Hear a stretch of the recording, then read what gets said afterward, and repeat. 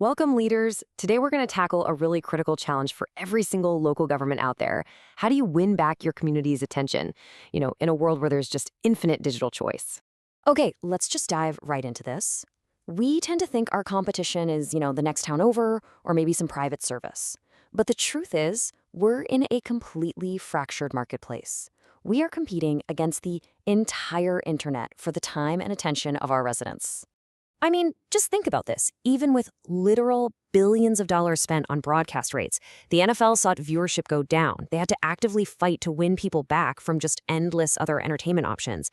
Now, if an institution that powerful has to fight for relevance, that's a huge sign that the ground has fundamentally shifted for everyone. Right. And all that competition creates this strange new reality for the people we serve. You could almost call it a kind of local loneliness. It's this feeling where we're really disconnected from our actual physical neighbors, but at the same time, we're deeply connected to digital strangers. And it's all because these algorithms are building a perfectly curated little world just for us. And this example just shows you how incredibly powerful those online tribes can be. It's amazing, really.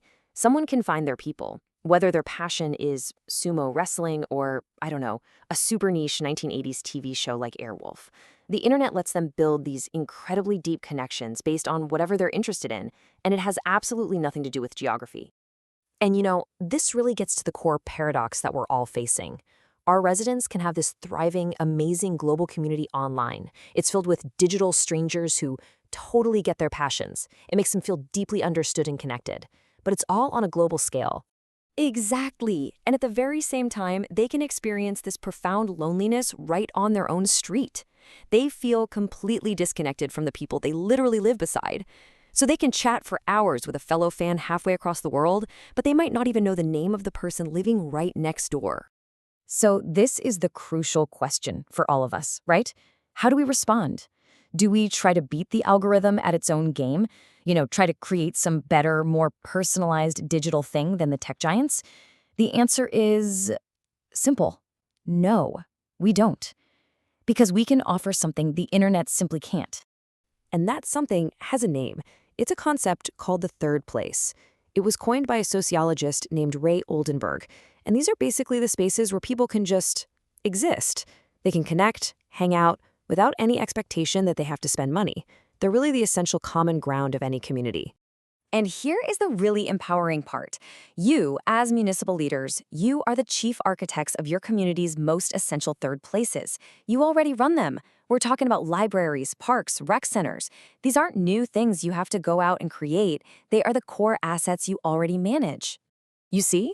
This completely reframes our role. Your library isn't just a building with books anymore. It's the place where that sumo fan can use the Wi-Fi to connect with their global tribe while sitting shoulder to shoulder with their actual neighbors. It's the bridge that connects their digital world to their physical one. And it's not always about the big, flashy events. This is where the quiet magic happens. Every single day. These small, simple, unscripted human connections, that's what builds the real social fabric of a community. These are the little moments of shared experience that an algorithm just can't replicate. No way. And this quote just drives the point home perfectly. The work you do, it isn't just about providing a service. It is the essential act of building and strengthening and maintaining the bonds that actually hold our cities together. You're basically the weavers of your community's social safety net. So this reframes everything, doesn't it?